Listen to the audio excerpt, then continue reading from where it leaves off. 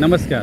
आपण आता राजुरीच्या स्टँडवर आहोत आणि या स्टँडलगत जो पूल आहे याजवळ हा जो आता कल्याण अहिल्यानगर जो नवीन रस्ता झालेला आहे, सिमेंट काँक्रीट रोड झाला आहे, या रोडच्या जे नवीन तयार झाला त्याच वेळेस या ठिकाणी जड वाहनं गेल्यानंतर जे खड्डे तयार झालेत ते आजसुद्धा त्याच पद्धतीने खड्डे आहेत, ते कोणतेही बुजवले गेले नाहीत.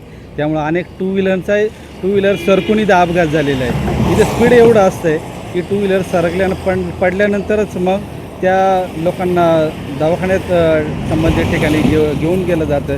कोणताही आत्तापर्यंत त्याच्यावर काम झालं नाही. मग आपण एखादा मोठा अपघात झाल्यानंतरच ते खड्डे बुजवणार आहोत का?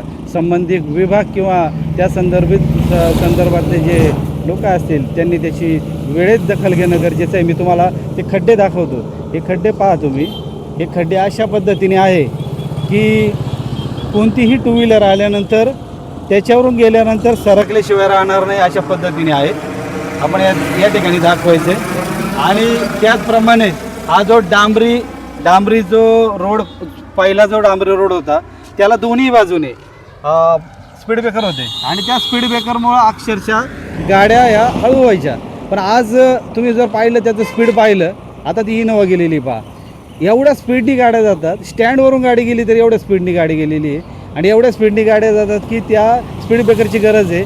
आज शाळेची पोरं सकाळी येतात त्यावेळेस अक्षरशः गाड्याचं स्पीड कमी नसतं, मुलांना जीव मुठीत घेऊन रस्ता क्रॉस करावा लागतो.